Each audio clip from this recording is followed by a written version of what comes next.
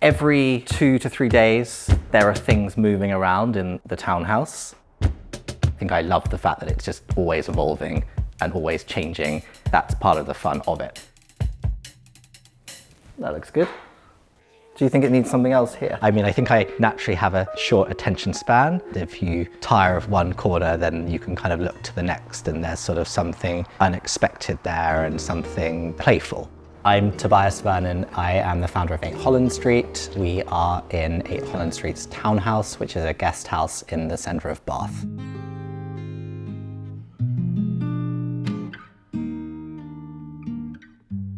Creating an interior is a feeling. Sometimes it's possible to really explain why something doesn't work and something does really work, but sometimes it's just more abstract. It's that idea of the kind of yin and yang and that idea of creating a balance. You need something hard next to something soft and something sculptural next to something angular and something abstract next to something figurative. So you're always getting those different reference points.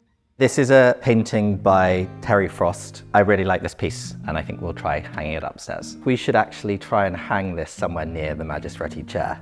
I mean, this is going to be a kind of crazy green corner, right? We'll just be able to hold it up there and see how it looks.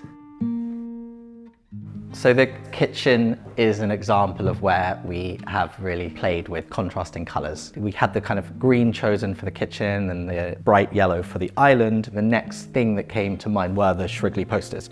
And again, they give these like incredible injections of colour that stops the green and the yellow and the whitish walls being too tasteful. Yes, we've obviously considered colours and how they work together, but I also think that you can overly consider all of that, and I perhaps shouldn't be saying that as a designer.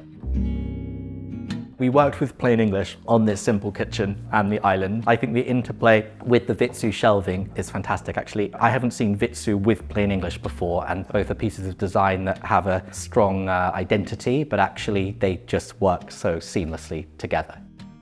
This is like the main drawing room or sitting room of the townhouse. We painted all of the walls and skirting and woodwork and cornice and ceiling just kind of out in this quite soft off-white. We worked to give it this sort of antique framework, but for all of the kind of plethora of modernist and contemporary pieces that we've put inside. I love USM Haller, and all of their modular furniture just really create a sense of playfulness alongside Richard Cook's fantastic large oil painting of a Cornish landscape. This is a photograph by Man Ray. When you look up close, it's kind of one of those things that's just very intriguing and you have to really work out what's going on. This is an illustration by John Broadley. The drawing shows the door into the townhouse here from Brock Street. There's Elizabeth Frink, the sculptor, sitting in the bath in the dressing room. There's Charles and Ray Eames in the kitchen. This is made from hundreds of bits of paper and printouts all stuck together, and everything's drawn with a Sharpie pen.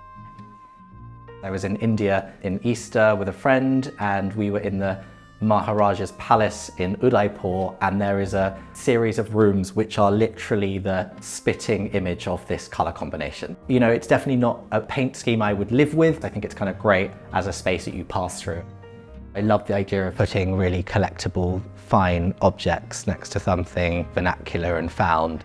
This is the main bedroom suite. There are a few particular highlights in this space. The giant Victor Passmore artwork over the bed, and the scale of it just feels like it's totally made for measure, offset by a Joseph Frank pattern on the headboard. The Guillerme Chambron, what they describe as their Bouvine cabinet. There's something slightly kind of medieval about it. That's actually a very funny lamp that I think I found on Etsy a few years ago, which actually in a strange way looks quite cool without the shade, because then the bulb carrier just almost looks like the top of a lighthouse.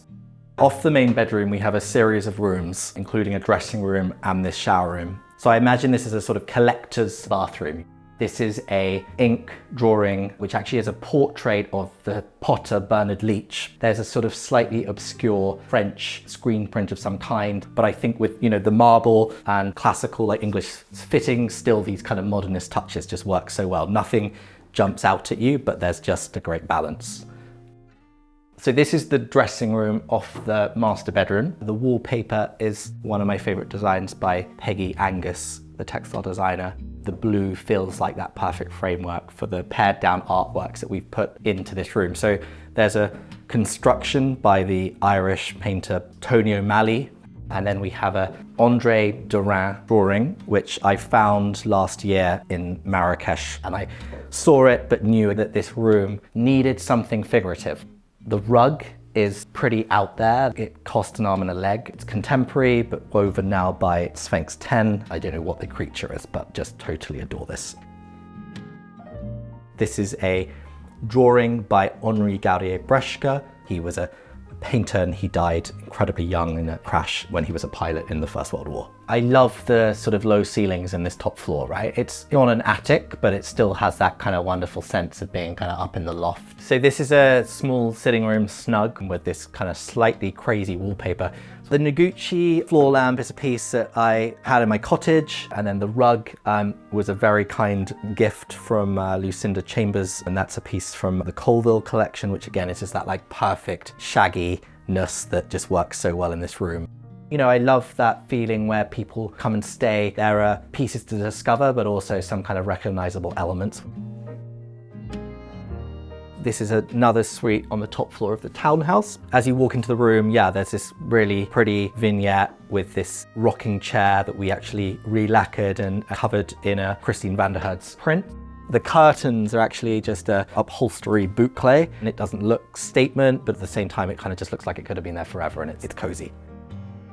There's almost like a checklist. I go through this room, we've got the kind of quite simple geometric prints above the bed. There's the sort of fiberglass furniture with the bedside tables, and then there's a contemporary woven textile by one of the artists, Caterina Riccobona. So I think all of those things kind of fuse together into this kind of wonderfully easy but kind of complete whole.